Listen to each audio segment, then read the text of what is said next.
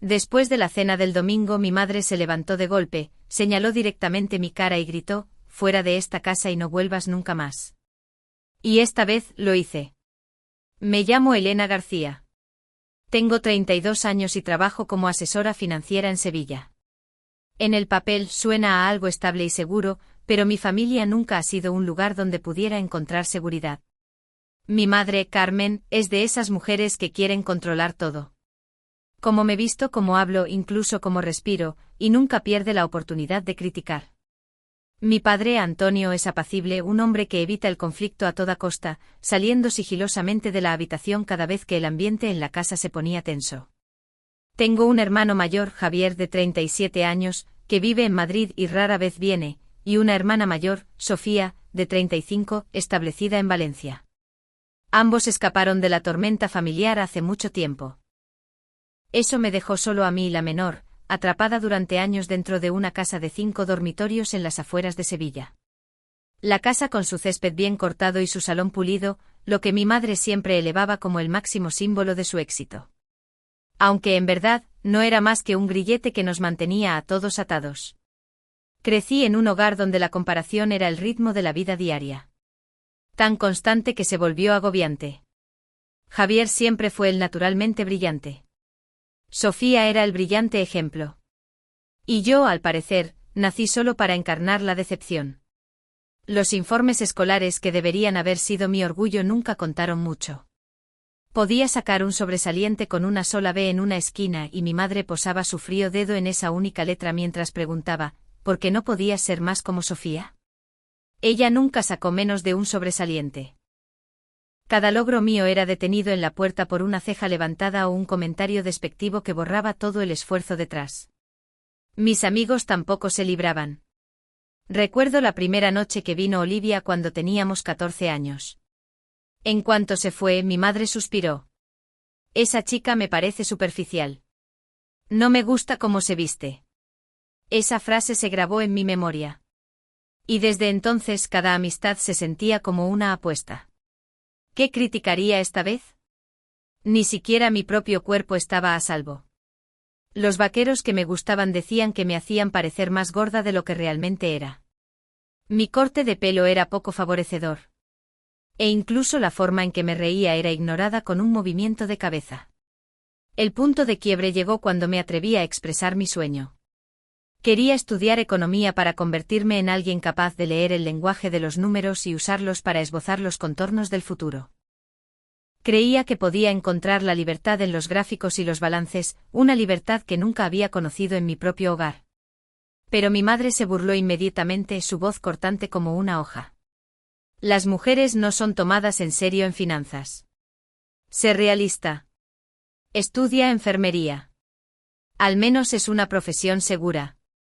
Sus palabras entraron en mis oídos como una sentencia. Pero por primera vez, no incliné la cabeza con derrota. Sabía que no quería vivir una vida trazada por ella. Una vida diseñada solo para darle más razones para mantener el control. Elegí finanzas no para demostrarle que estaba equivocada, sino porque necesitaba proteger la pequeña parte de mí que no había logrado aplastar. Después de graduarme en la Universidad de Sevilla, regresé a mi ciudad con el título de finanzas que mi madre había ridiculizado una vez como inútil. Empecé desde abajo en una conocida firma de inversión de la ciudad.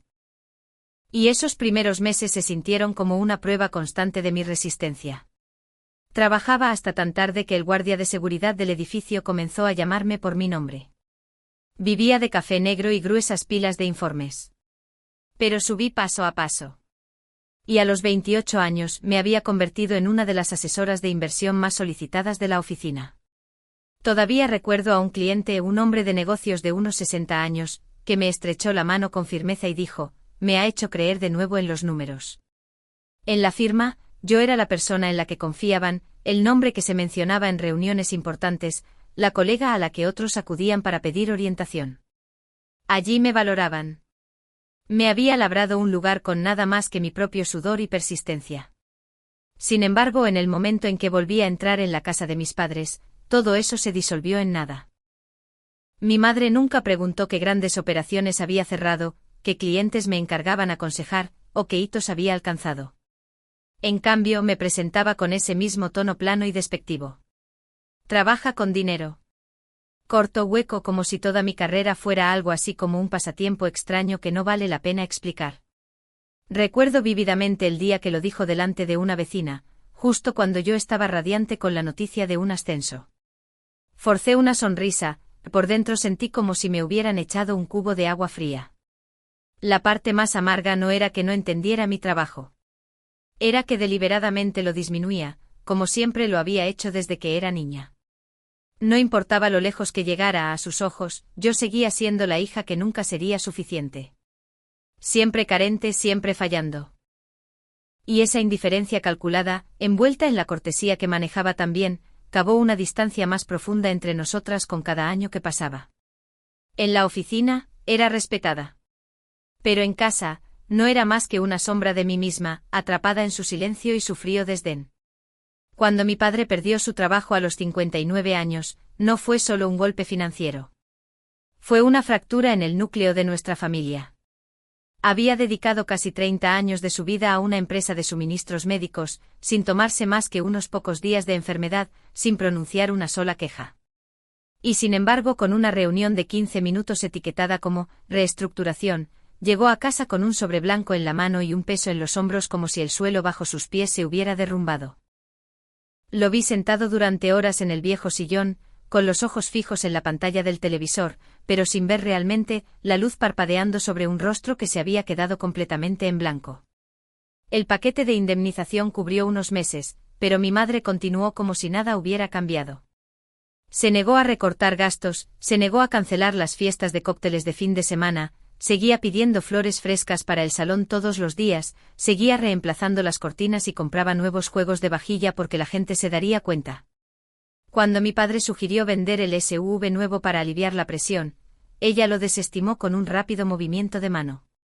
No somos ese tipo de personas. A mi edad, ¿quién me contrataría? No me rebajaré así. Sus palabras cayeron como una declaración y una amenaza, dejando claro a todos en la casa que apretarse el cinturón no existía en su vocabulario. La verdad no necesitaba ser dicha en voz alta. Se revelaba en pequeños detalles innegables.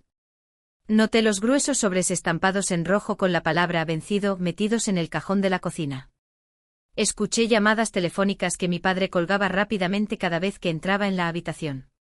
Vi sus manos temblar cada vez que firmaba un cheque, como si cada número escrito fuera otra puñalada. Una noche al entrar en la cocina a por un vaso de agua, lo encontré encorvado sobre la mesa, con la cabeza entre las manos, rodeado por una montaña de facturas. Le pregunté qué pasaba, pero él solo negó con la cabeza, forzó una sonrisa y murmuró, solo un pequeño problema. Sus ojos enrojecidos me decían lo contrario. A la mañana siguiente llamé directamente al banco. La voz al otro lado era plana y fría mientras leía el número.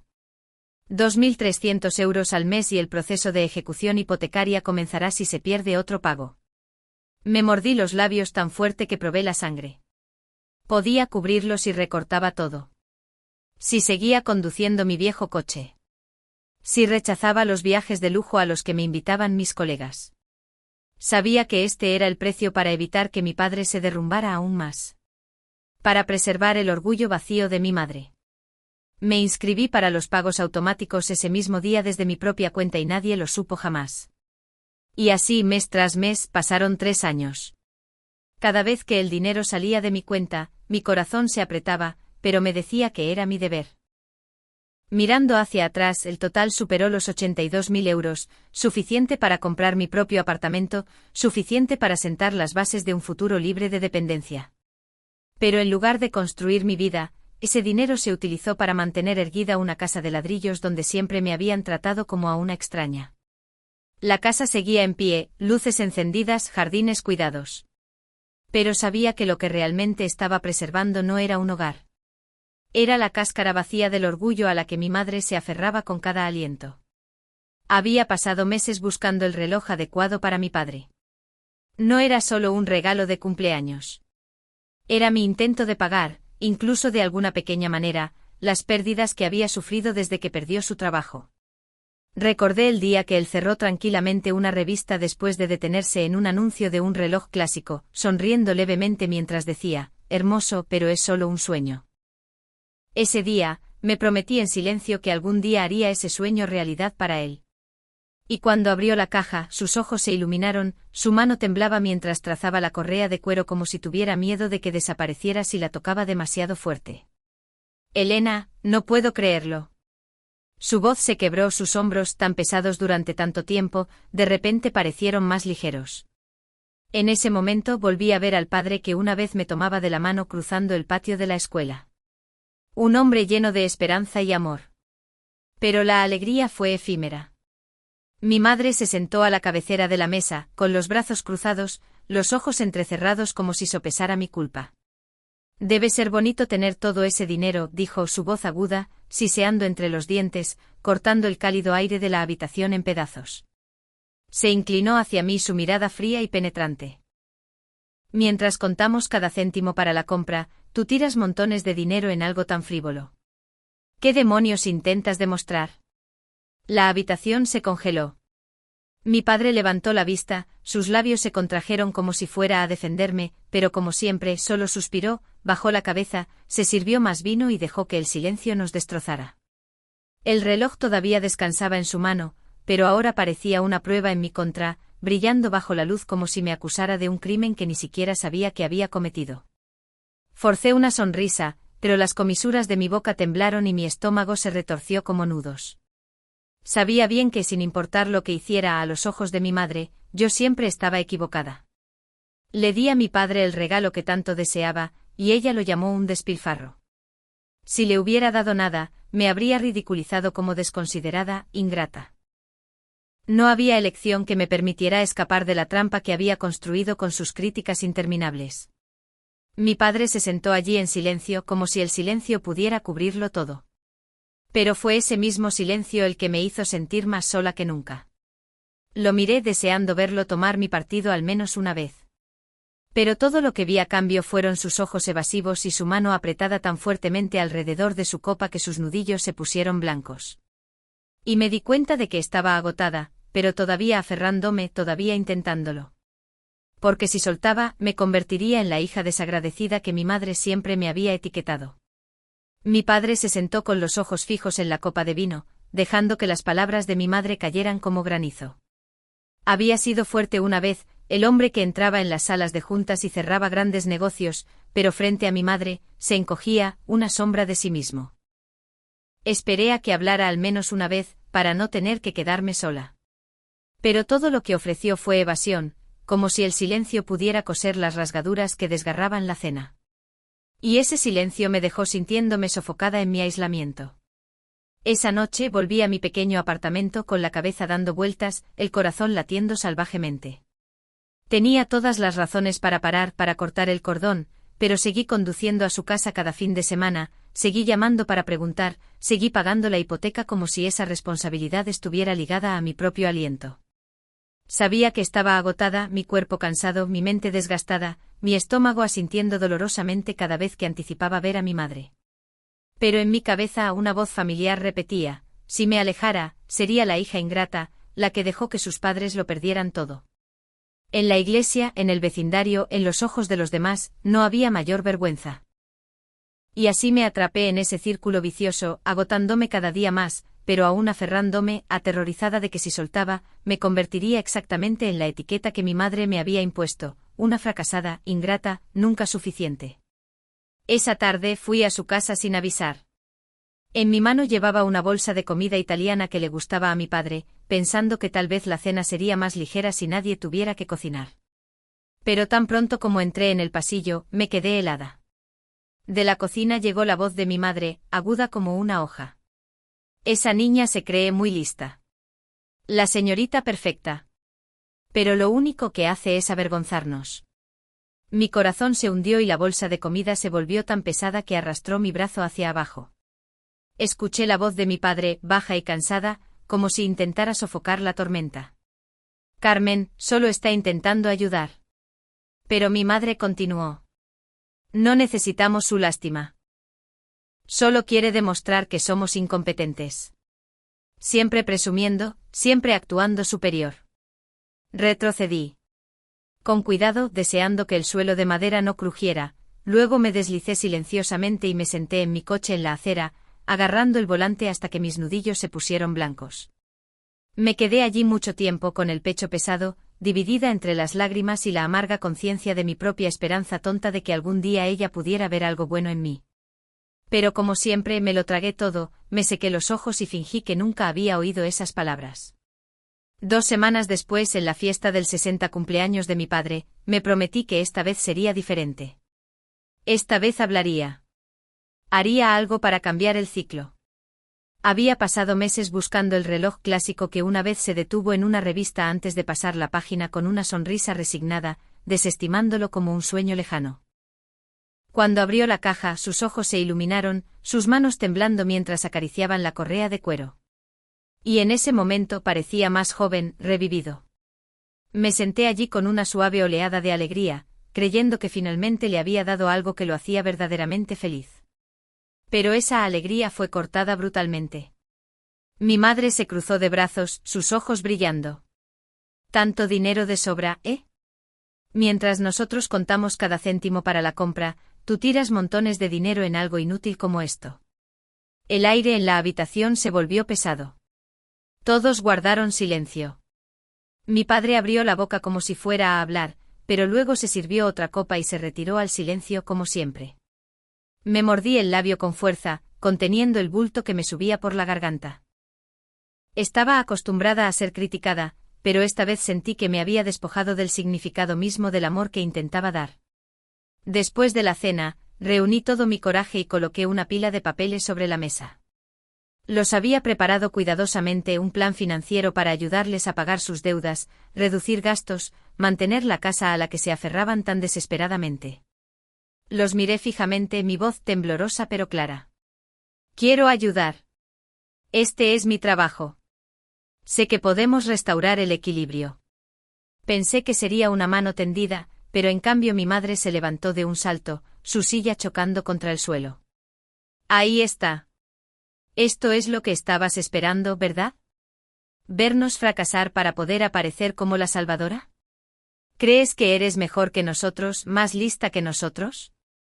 Solo quieres humillar a tus padres delante de todos. Su voz siseó, cada palabra cayendo como una hoja. Me volví hacia mi padre, buscando una palabra, una mirada de protección. Pero él solo se sentó allí, con los hombros caídos. En ese momento lo entendí. Todos esos años que había tragado amargura, luchado contra el agotamiento, me había aferrado para evitar ser etiquetada como la hija ingrata, me habían llevado directamente a un callejón sin salida. Y allí mismo, en esa mesa de la cena, todo finalmente explotó.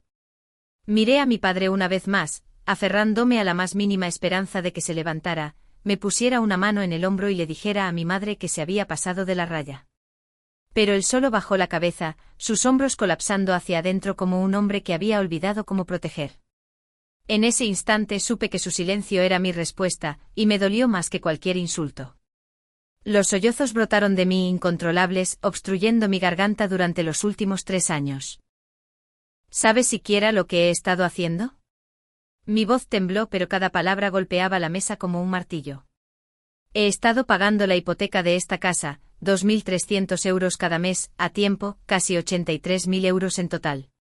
El tipo de dinero que podría haber usado para comprar mi propio apartamento. Lo hice para que no perdieran este lugar. Y ahora me dices que solo quería verlos fracasar. La habitación se congeló. El silencio era tan denso que podía oír los latidos de mi propio corazón. Mi madre se quedó rígida, con los ojos muy abiertos, los labios entreabiertos como si no pudiera creer lo que acababa de oír. Por un instante creí ver el vacío detrás de sus ojos, el vacío que había pasado años cubriendo con arrogancia y palabras cortantes. Pero pasó rápidamente y la furia familiar volvió a surgir, más feroz que nunca. Golpeó la mesa con la mano, su rostro enrojecido, gritando tan fuerte que vi temblar la copa de vino de mi padre. Fuera de mi casa y no vuelvas nunca más. Esas palabras destrozaron lo que quedaba. No fueron solo una orden. Fueron un cuchillo cortando todo a lo que me había aferrado durante décadas. Me quedé helada, las lágrimas quemándome la cara, volviéndome hacia mi padre, esperando que protestara, esperando que me dijera que no tenía que irme, que ya había sacrificado demasiado. Pero él solo se quedó allí, los ojos fijos en la mesa, su mano agarrando su copa de vino tan fuerte que sus nudillos se pusieron blancos. Ni una palabra, ni un asentimiento, ni siquiera un movimiento de cabeza. Esa cara encorvada era confirmación suficiente de que estaba realmente sola. Dentro de mí, algo se rompió. Sentí como si hubiera estado sosteniendo esta casa, sosteniéndolos a ellos, manteniendo todo unido con mis propias manos para que no colapsara. Y ahora eran ellos quienes me echaban, descartándome como a una extraña.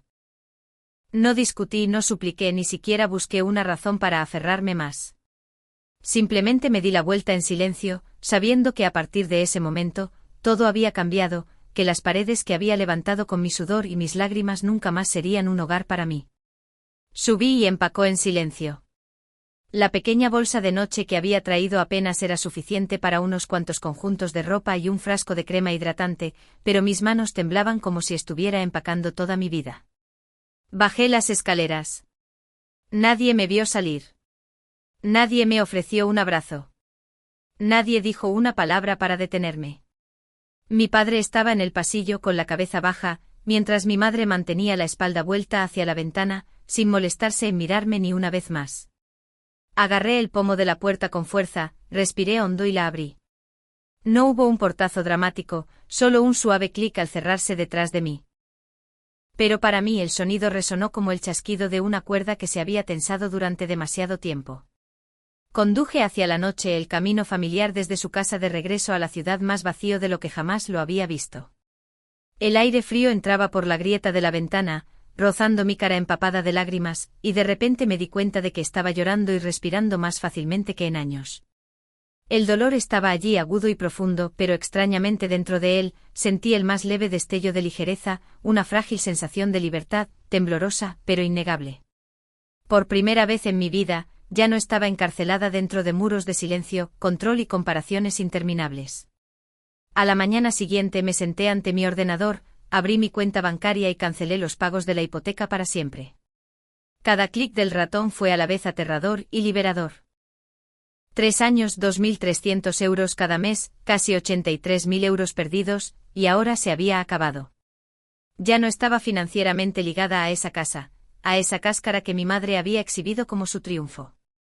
Decidí que encontraría un lugar propio, un lugar donde nadie tuviera el poder de echarme.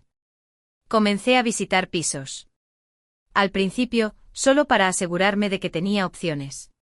Pero entonces, cuando entré en un apartamento de 2 dormitorios en una casa victoriana renovada en el corazón de Sevilla, supe al instante que este era mi lugar. La luz del sol entraba a raudales por las amplias ventanas.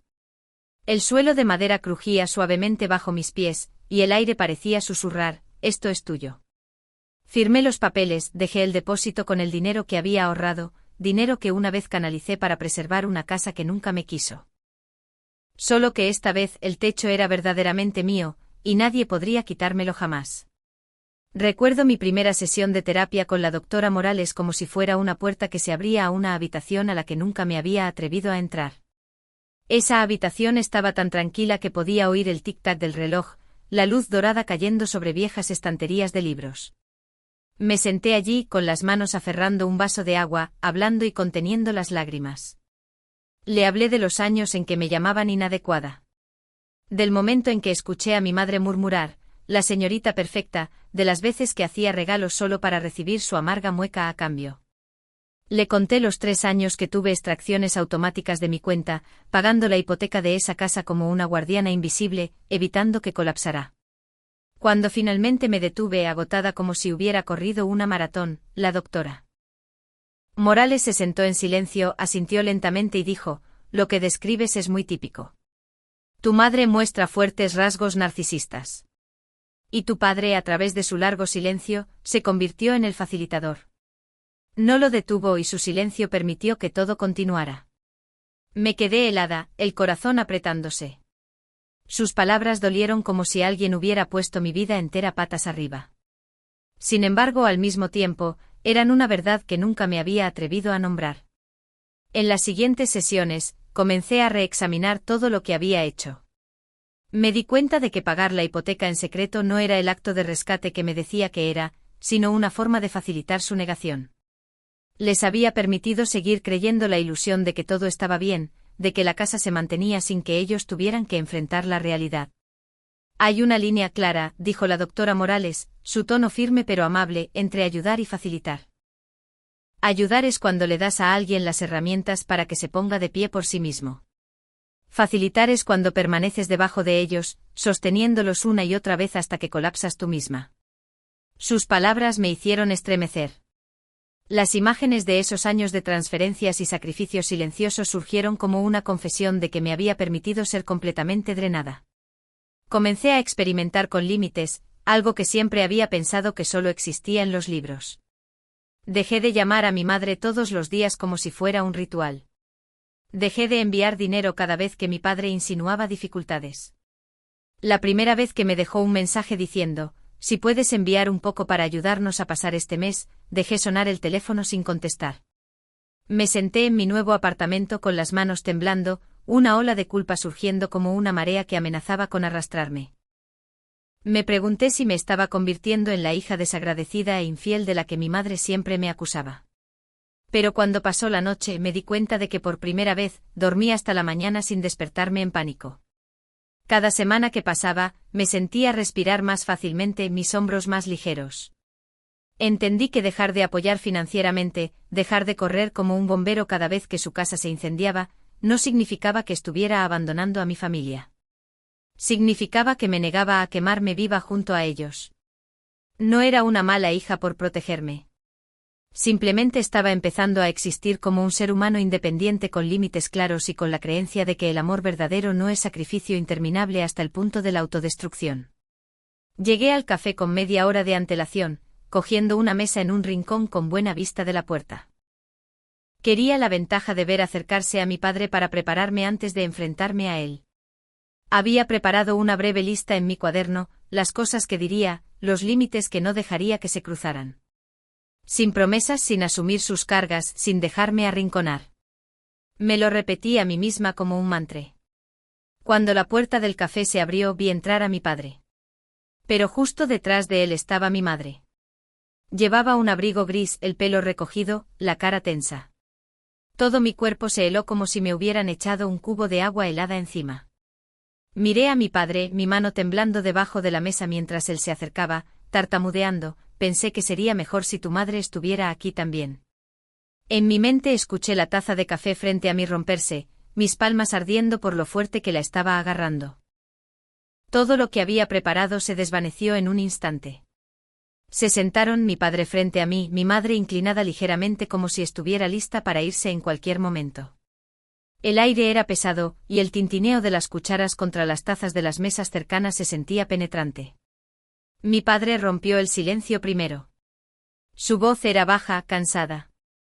Elena, tengo que disculparme. No solo por lo que pasó en el cumpleaños, sino por los muchos años que me quedé en silencio, dejando que te convirtieras en el blanco de toda la ira. Sé que te fallé. Lo miré intentando aceptar la disculpa que había anhelado toda mi vida, pero llegó tan tarde que dolió. Quería creerlo, pero dentro de mí surgió una aguda duda. ¿Cambiaría de verdad? ¿O volvería a inclinar la cabeza como siempre? Entonces mi madre habló. Su voz era diferente. No el filo afilado al que me había acostumbrado, sino temblorosa como si estuviera luchando consigo misma. Tu padre me enseñó los extractos bancarios, los pagos de la hipoteca. No lo sabía. Yo. Se detuvo bajando la vista, respirando profundamente. Estaba celosa de ti, Elena. Tenías la carrera que yo dejé. Yo elegí la familia, elegí la casa, y cuando te vi triunfar, en lugar de orgullo, sentí vergüenza.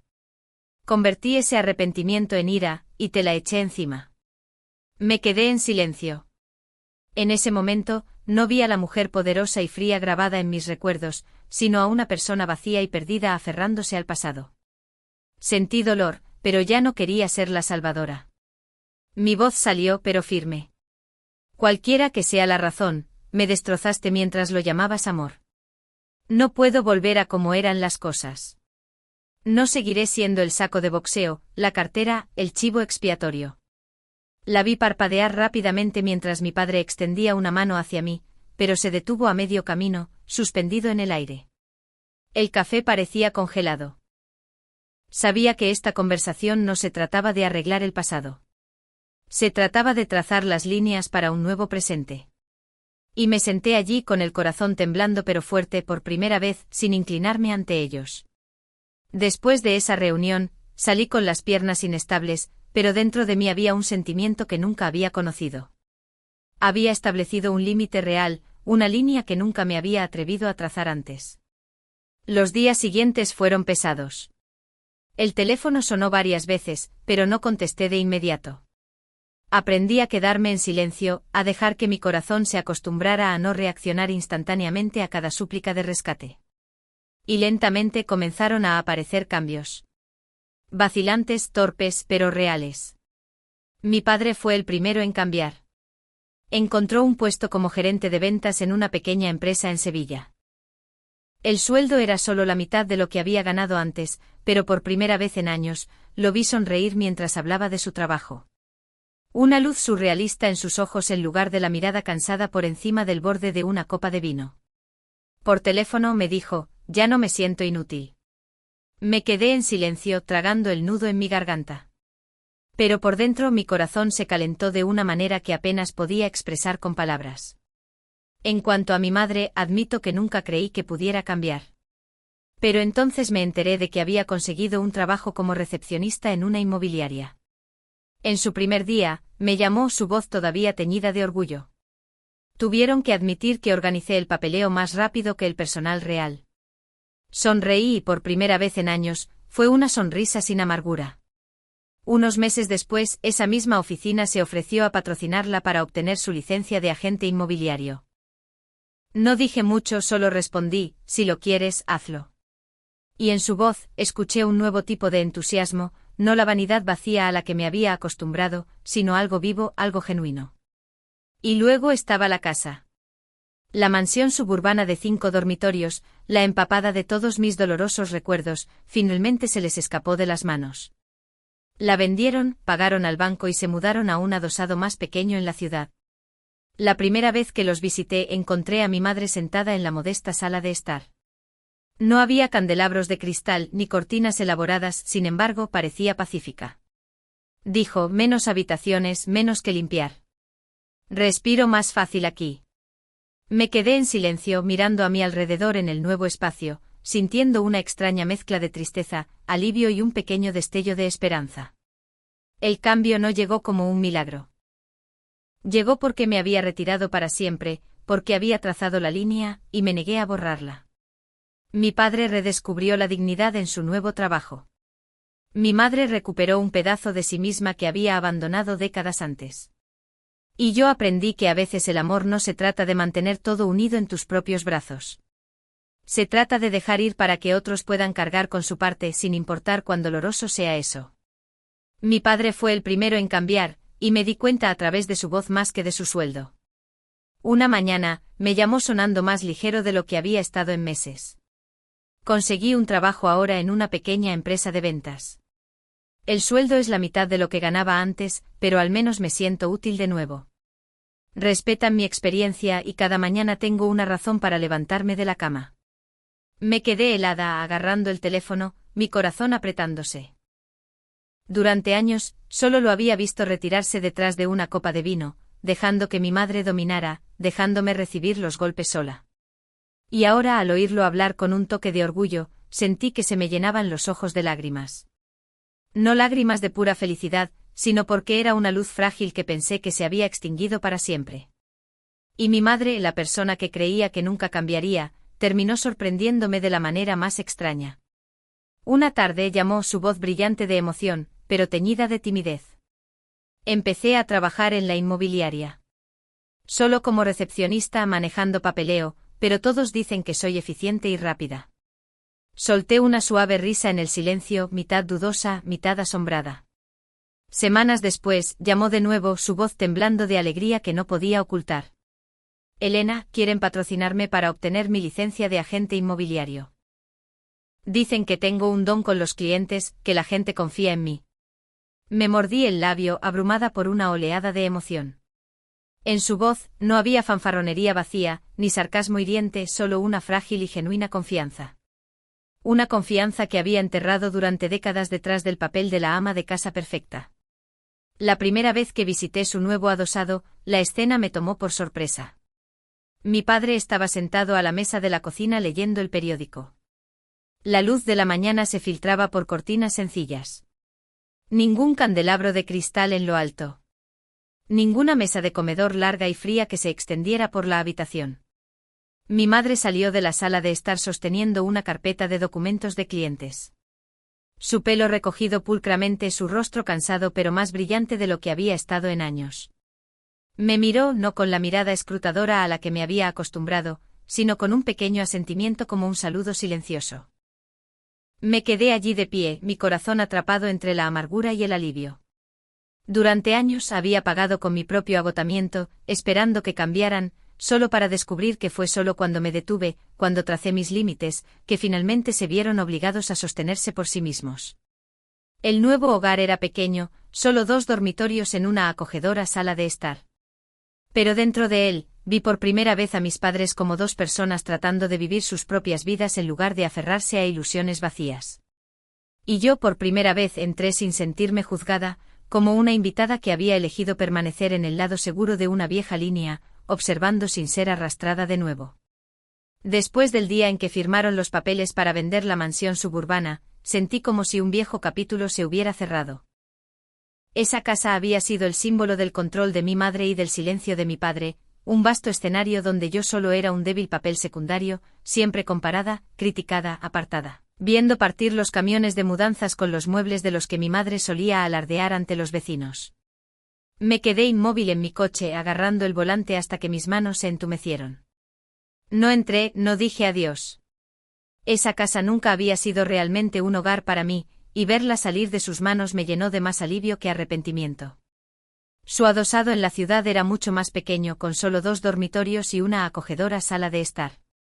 No más espacios vacíos cavernosos, no más presión para mantener una imagen perfecta para el mundo exterior. Recuerdo el primer paso adentro, mi padre en la mesa del comedor con ojeras, pero con una mirada de paz que nunca había visto en él antes. Mi madre estaba clasificando archivos de clientes en la mesa, con el pelo recogido en un moño, las manos ocupadas, pero con una expresión extrañamente relajada. Sin cortinas de terciopelo, sin un lujoso juego de salón, solo unos simples muebles. Y por primera vez me di cuenta de la verdad en esa simplicidad. Estaban aprendiendo a vivir auténticamente. Nuestra relación se volvió lentamente menos dramática. Las visitas ya no estallaban en gritos después de unas pocas palabras, ya no llevaban pullas públicas o comentarios deliberados. Pero nunca olvidé los años detrás de nosotros, y sabía que necesitaba mantener la distancia para protegerme. Visitaba cuando tenía fuerzas, ya no por obligación semanal. Respondía al teléfono cuando quería, y lo dejaba sonar cuando no. Tracé una línea para mí. Podía escuchar, podía aconsejar, pero nunca más cargaría el peso por ellos. Nunca más entraría en el papel de la hija salvadora, la que sacrificaba en silencio para mantener unida una fachada familiar ya agrietada. Cuando dejé ese adosado, mis pasos se sintieron más ligeros. Todavía era su hija, pero ahora también era una persona independiente con el derecho a decir que no, con el derecho a vivir sin cambiar mi paz interior por restos de aceptación. Amaba a mis padres de la manera en que podía hacerlo sin destruirme en el proceso. Y en esa cuidadosa distancia me di cuenta de que el amor verdadero no es dejarse agotar por los demás, sino retener lo suficiente de uno mismo para seguir viviendo y respirando. Mi apartamento de 2 dormitorios en el centro de Sevilla no es nada comparado con la mansión de 5 dormitorios a la que mis padres se aferraron una vez. Pero para mí, tiene el valor de una vida completamente nueva. Pinté las paredes de la sala de estar de verde jade, el mismo color que mi madre una vez ridiculizó como hortera, y me prohibió elegir cuando vivía en casa. Coloqué una gruesa alfombra de lana sobre el suelo de madera, puse una estantería junto a la amplia ventana para poder sentarme y leer el periódico cada mañana bajo el sol. Por primera vez, cada objeto en este hogar fue elegido por mí sin el juicio de nadie, sin que nadie me dijera lo que debía o no debía hacer. Y lo más importante, nadie puede echarme de aquí. Adopté un gato de pelo dorado llamado Milo. Apareció en mi vida como un pequeño compañero, corriendo hacia la puerta cada vez que volvía a casa, rozándose contra mis piernas con un suave maullido. Esa simple sensación de ser bienvenida, de ser deseada, incluso por un gato, calentó mi corazón más que todas esas frías cenas familiares que había soportado.